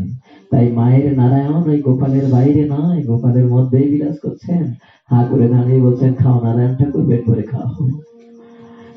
গোপালের মুখে পড়ছে ঝরঝর করে নবনী, মুখের দুপাশ ছাপিয়ে বুকের উপর দিয়ে গড়িয়ে পেটের উপর দিয়ে মাটিতে গিয়ে পড়ছে। ভাগবতের আচার্য কোন দৃষ্টান্ত দিয়ে বললেন, না ওই মুখ ছাপিয়ে দিতে পারে? ওই ভান্ডারে কত নবনী আছে যে মুখের মধ্যে মা একদিন বিশ্ব ব্রহ্মাণ্ড দেখলেন, সেই মুখ ছাপিয়ে দিতে পারে? ওই ভান্ডারে কি এত নবনী আছে? বলে না না, ও ভান্ডারের নবনীতে ছাপিয়ে দেয়নি, ছাপিয়ে দিয়েছে মায়ের বাৎসল্য প্রেম আর ভালোবাসা। যে পাত্রে ভক্তি থাকে সেই পাত্রে যত সামান্য দ্রব্য থাক না কেন ভগবানের মুখ ছাপিয়ে দেয়, পেট ভরিয়ে দেয়। আর যদি ভক্তি না থাকে তাহলে পর্বত প্রমাণ সামগ্রী দিয়েও ভগবানের কিঞ্চিত সুখবিধান কেউ করতে পারে না। এই তো মার বাৎসল্য প্রেম সঞ্চিত রয়েছে, তাই মুখ ছাপিয়ে দিয়েছে, পেট ভরিয়ে দিয়েছে। তা নাহলে কোন দ্রব্য দিয়ে মুখ ভরানো যায় না, যে মুখের মধ্যে বিশ্ব ব্রহ্মাণ্ড ধরে। মা দুধের হাড়িটা রক্ষা করে এসেছেন। গোপাল, গোপাল, গোপাল, কোথায় গেলি বাবা? এরে, আজ মার ঘরে যা ক্ষতি করেছি। সভয়ে নয়নে শ্বাস কম্প বারবার, গলে দোলে মণি মুক্তা দিব্য কণ্ঠহার। যার নাম কীর্তন করলে জম ভীত হয়ে যায়, আজ তিনি ভয়ে দৌড়াচ্ছেন। মা আমাকে ধরবে, আমাকে শাসন করবে। মায়ের শাসন ভয়ে হয়ে অতি ভীত, দুই হাতে আঁখি মুছি ক্রন্দনরত। এই তো খেলা, একে বলে লীলা। যার নাম কীর্তন করলে জম ভীত হয়ে যায়, আর সেই ভগবান ভীত হয়ে ছুটছে। মার ভয়ে মা আমাকে ধরবে, শাসন করবে। যখন ছুটে পালাতে যাচ্ছেন, তখন মা দূর থেকে দেখছেন ওই আমার গোপাল পালিয়ে যাচ্ছে, দুষ্টটা পালিয়ে যাচ্ছে। দাঁড়া, দাঁড়া গোপাল, দাঁড়া বলছে, দুষ্ট দাঁড়া বলছে। না, পালিয়ে চলে যাচ্ছেন গোপাল। পালিয়ে চলে যাওয়ার আগে মাকে যেন জানিয়ে দিচ্ছেন, মা আমি যদি পালিয়ে যাই তুমি আমাকে খুঁজে পাবে? তোমার পাবে না, পাবে না। যেদিন আমার গর্ভদোষাই মহাবিষ্ণুর নাভিপদ্ম থেকে ব্রহ্মার জন্ম হয়েছিল, সেদিন আমাকে পাওয়ার জন্য ব্রহ্মাকে 1000 বছর তপস্যা করতে হয়েছিল। মা আমি যদি পালিয়ে যাই, শুধু তুমি কেন, জগৎ সংসারের সব মাকে যদি তোমার দলে ভেড়িয়ে নাও, তবুও পারবে না। তবে হ্যাঁ, এই দেখো আমি খুঁজে বের করার পথ বলে দিয়ে যাচ্ছি। ঘরের মেঝেতে কি করেছিল? নাবনী করেছিল। ওই নাবনীর উপরে ছোট্ট পা দুখানা রেখে রেখে যখন গোপাল ছুটে যাচ্ছে, পায়ের নিচে ধ্বজ বজ্রাঙ্কুশ অঙ্কুশ খচিত পদচিহ্ন গুলো জীবন্ত হয়ে যেন মাকে ডেকে ডেকে দিচ্ছে, মা তোমার গোপাল এই পথে। গোপাল যেন বলে দিয়ে যাচ্ছেন ওরে চরম চিহ্ন। মা যখন গোপাল বলে কাঁদবি, তখন তোরা বলে দিস, মা তোমার গোপাল এই পথে গেছে। ভগবান বলছেন, ওগো জগৎজি, কোন ভক্ত যখন ভজন পথে আসে, সাধন পথে আসে, তখন কত মত কত পথ তার সামনে এসে দাঁড়ায়। যার যার মতকে, যার যার পথকে সে বড় বলে প্রাধান্য বিস্তার করতে চায়। ওগো জগৎজীব, কোন পথে যেও না। যদি গোপাল পেতে চাও, তাহলে যে পথে গোপালের চরম চিহ্ন রয়েছে সেই পথ ধরে ছুটতে থাকো। আজ হোক আর কাল হোক, জন্ম জন্মান্তর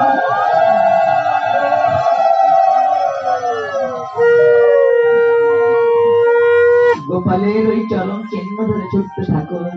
মা যশোদা তাই ছুটছেন। গোপাল, গোপাল, কোথায় গেলি রে? দাঁড়া, দাঁড়া বলছি। ঘর থেকে বের হয়েছেন মা, রাজপ্রাসাদের বাইরে চলে গেলেন। গোপাল ছুটছে, মা ছুটছে, হাতে একটা লাঠি নিয়ে বলছেন, এই দুষ্ট দাঁড়া, দাঁড়া, দাঁড়া বলছি, আমার হাতে কি দেখেছিস? গোপাল এক পলক দেখেছেন, একটু থমকে দাঁড়িয়ে গিয়ে মাকে দেখে বলছেন, মা, মা আমার খুব ভয় করছে, মা তোমার লাঠিটা ফেলে দাও না। মা গো, লাঠিটা ফেলে দাও। মা বলছেন, আজ তোকে উচিত শিক্ষা দেবো, দাঁড়া বলছে। গোপাল ছুটছেন, মাকে যেন জানাতে চাইছেন, মা আমাকে অহংকার দিয়ে ধরবে না ভালোবাসা দিয়ে ধরবে? যদি অহংকার দিয়ে ধরতে চাও, তাহলে আজ তোমাকে দিয়ে জগতের সবাইকে শিখিয়ে দেবো, অহংকার দিয়ে কেউ কখনো আমাকে ধরতে পারে না। আমাকে ধরতে গেলে হৃদয়ের সহজ ভালোবাসার প্রয়োজন হয়। তুমি দৌড়াও দেখি, অনন্তকাল ধরে তুমিও দৌড়াও, আমি দৌড়াই। ভগবান বলছেন, মার চুলের খোপা থেকে ফুল ছিঁড়ে ছিঁড়ে পায়ের উপর পড়ছে। কেন, কেন করছে? প্রত্যেকটি ঘটনা কি রসের আস্বাদন করিয়েছে ভগবতে। বললেন, অক্ষরে অক্ষরে যার প্রেম পরিশোধ হয়। ফুলগুলো মার পায়ে পড়ছে কেন? বলছে না, ফুলগুলো মায়ের পায়ে পড়ে পড়ে যেন মাকে জানিয়ে দিচ্ছে, মা তুমি ছিলে নন্দরানী, মাগো তুমি থাকতে রাজপ্রাসাদের মধ্যে, রাজপ্রাসাদের বাইরে তুমি যেতে না। মা আজ গোপালকে ধরবার জন্য মরিয়া হয়ে তুমি জাত কুল মান অভিমান সবকিছু পরিত্যাগ করে শুধু মরিয়া হয়ে গোপাল ধরবো বলে ছুটতে শুরু করেছে। মা, জগতের কোন ভক্ত যদি এমন ভাবে জাত কুল মান অভিমান সবকিছু পরিত্যাগ করে গোপাল ধরবো বলে ছুটতে পারে, সেদিন তার মাথায় যত কামনা বাসনা বসেছিল সেগুলো ঝড় ঝড় করে হয়ে যাবে।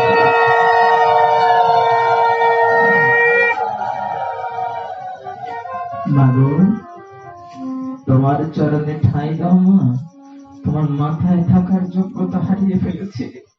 এতদিন তুমি রাজরানী ছিলে তাই তোমার মাথায় ছিলাম, আজ তুমি গোপাল ধরবো বলে মান অভিমান পরিত্যাগ করে ছুটতে শুরু করেছে তাই মাথায় থাকার যোগ্যতা হারিয়ে ফেলেছি। মাথায় ঠাঁই দাও।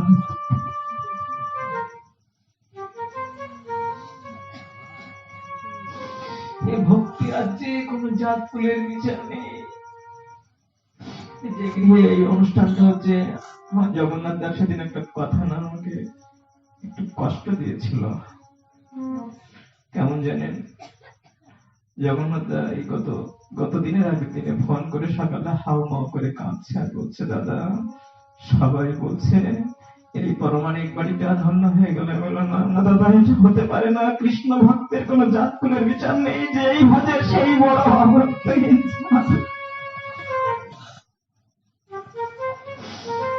কৃষ্ণ ভক্তের কোন জাত কুলের বিচার নেই, কোন বিচার। এই ভক্তি রাজ্যে ভজন রাজ্যে যেই ভজন করবে সেই বড়। জানেন, আমার না একটা আত্মীয় বাড়ি আছে ওই পাইকার সাথে, না না আত্মীয় বাড়ি না কুটুম বাড়ি, আত্মীয় বাড়ি না কুটুম বাড়ি বললাম কেন, না আত্মীয় হবে তারা যাদের সাথে আমার আত্মার সম্বন্ধ আছে। কুটুম বাড়ি বললাম এই জন্য, জাগতিক আত্মীয়তার সম্বন্ধ তাই। তো মাঝে মাঝে সেই পাইকাছার বাঁকা গ্রামে ওখানে অনেক বড় একটা গোয়ালাদের পাড়া আছে, 600-700 ঘর গোয়ালাদের পাড়া নাকি, ওটা শুনেছি। তো মাঝে মাঝে অনুষ্ঠান আদি উপলক্ষে যাওয়া পড়ে, আত্মীয় বাড়ি যাওয়ার সুযোগ খুব কম হয়, কুটুম বাড়িতে যাওয়ার সুযোগ খুব কম হয়। এইভাবে আপনাদের মতো সাধুর চরণ ধরিতে গড়াগড়ি দিতে গিয়ে তো কোন কোন সময় রাতটুকু থেকে খুব ভোরবেলা যখন চলে আসি কর্তব্যের তাগিদে, ওই গোয়ালাদের পাড়াটা বড় একটা পাড়া, 600-700 ঘর গোয়ালাদের বাস। ওই পাড়াটা যখন ভোর রাত্রিতে অতিক্রম করে আসি, কোন বাড়িতে শুধু ওই হাঁড়ি কলসির গরুর গোয়াল ঘরের দুধ দোহানোর শব্দ ছাড়া অন্য শব্দ পাই না।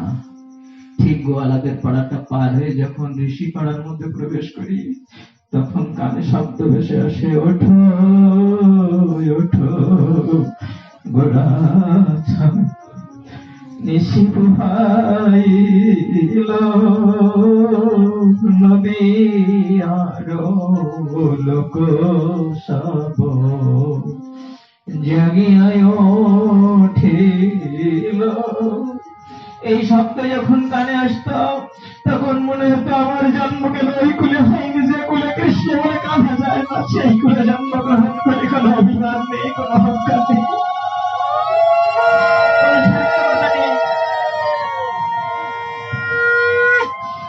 ঋষিকুলে জন্ম নিয়ে যারা কৃষ্ণ বলে কাঁদতে পারে সেই কুল তো ধন্য হয়েছে, সেই কুলকে তারা ধন্য করে দিয়েছে।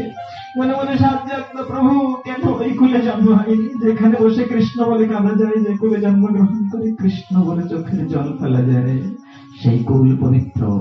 ভাগবতে বললেন তো মা দেবহতী, অহবহতে সপাচপি করিয়ান যা জিহ্বা পরিবর্ততে নাম তুভ্যেন। হে গোবিন্দ, যার জিহ্বায় তোমার নাম গুণগান কীর্তন হচ্ছে, তিনি যদি চান্ডাল কুলেও জন্মগ্রহণ করে থাকেন তবু তিনি মহিমান্বিত, তিনি পবিত্র।